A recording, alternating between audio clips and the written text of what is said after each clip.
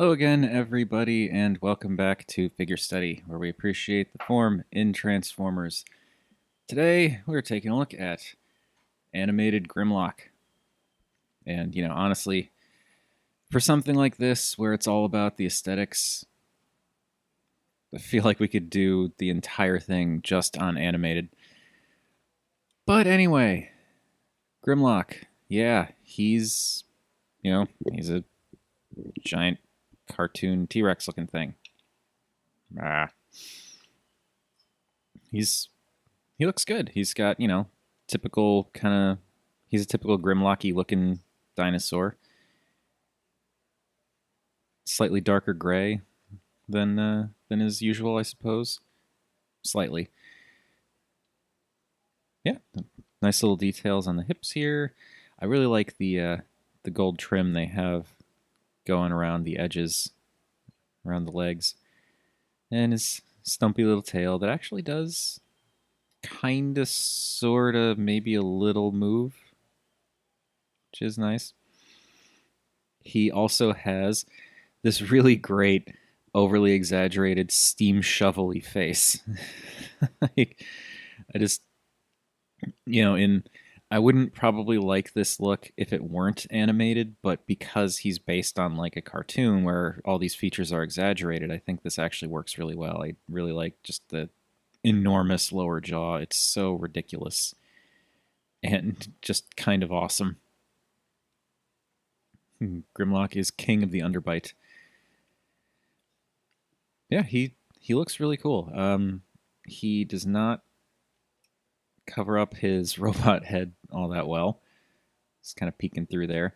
But other than that, this is a decent, this is a pretty nice T-Rex mode. And I have to say, one advantage this has over Planet X's Vulcan and just about every other Grimlock toy I've seen in a long time, he actually has two fingers. They did the T-Rex hands properly for this one. So go animated.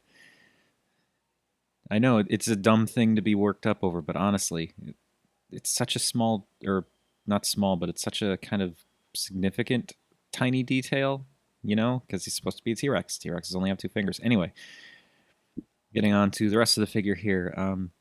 He's animated, so he doesn't have a whole lot of molded details, like a little bit of lines on the side of the jaw there, some little vent-looking things on the back.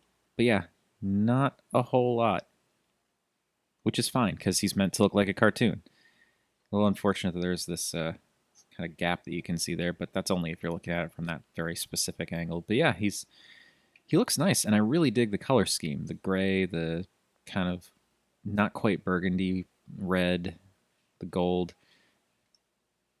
It all looks really good. He is a good-looking steam shovel T-Rex with a tail that's perhaps a little too stumpy, but it's okay. And also, it's not like that massive travesty that is Fall of Cybertron Grimlock's tail. Anyway, let's get him into robot mode. Oh, that was a familiar transformation. I mean, he's Grimlock, so of course he's gonna. It's weird to me, and I mean, I think it's cool, but it's also weird to me how almost all of the various Grimlocks that have been made, both official and otherwise, over the years, all tend to kind of follow the same basic transformation rules as the original toy, which is, the legs folding up over to make the back, the head folding up into the back, the wings. It's cool. I think it's a really, I don't know if it's because everyone decides to homage it or if it's because it's just the best, most efficient way to do it, but it's interesting. Anyway, so animated Grimlock. He looks like Grimlock and animated. First off, the head, where you can see he's kind of like normal Grimlock-ish, but also definitely animated.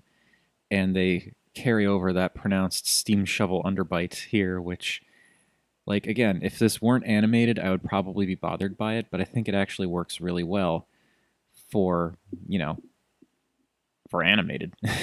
It's a good look.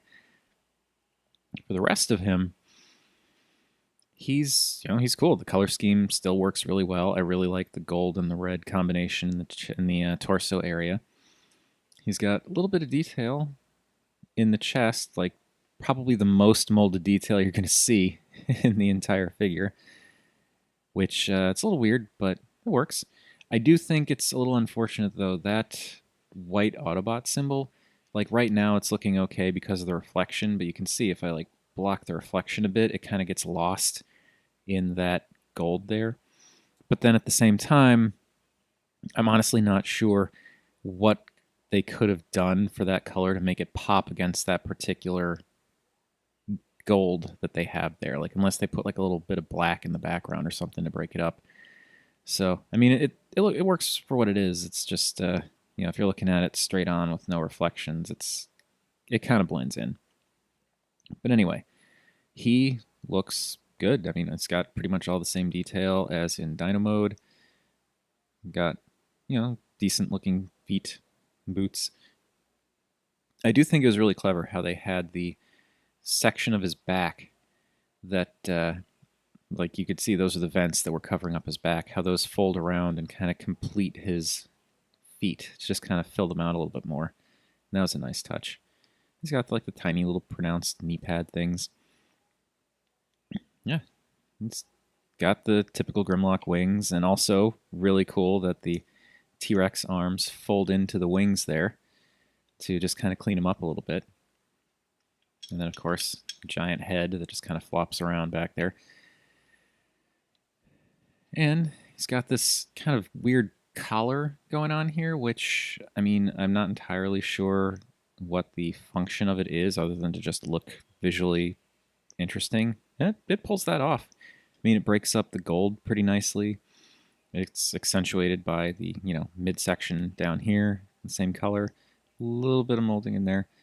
Yeah, it just kind of adds to his slightly angular look, which is interesting because, he's animated, so he's more rounded than anything, but he is somewhat angular as well.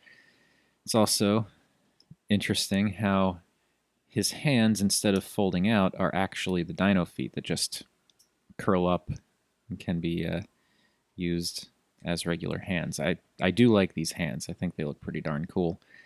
The only issue that I really have with his look is his arms, because they're the dino mode legs, which is fine, except they're like awkward to pose and they look way too long. Like when they're curled up like this, they look okay, but then when you straighten them out, he's just got these like massive, awkward, skinny looking gorilla arms, and it's just not appealing to me in the slightest.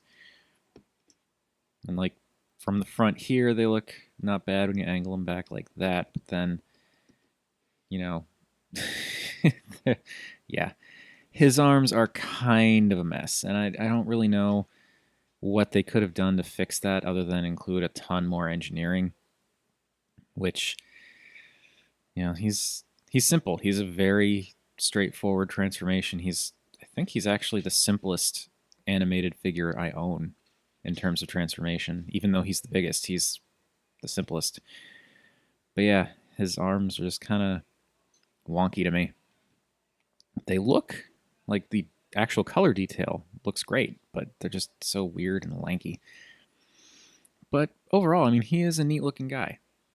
Sorry about that. I bumped the camera in spectacular fashion. Like, we're talking full on collapse. Anyway, he's a pretty good looking guy.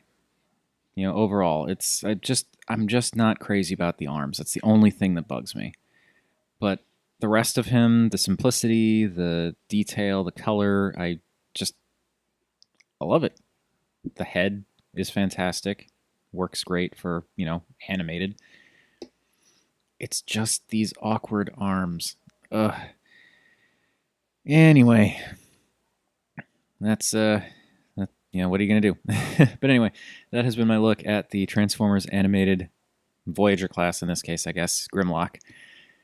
Thank you for watching, everybody.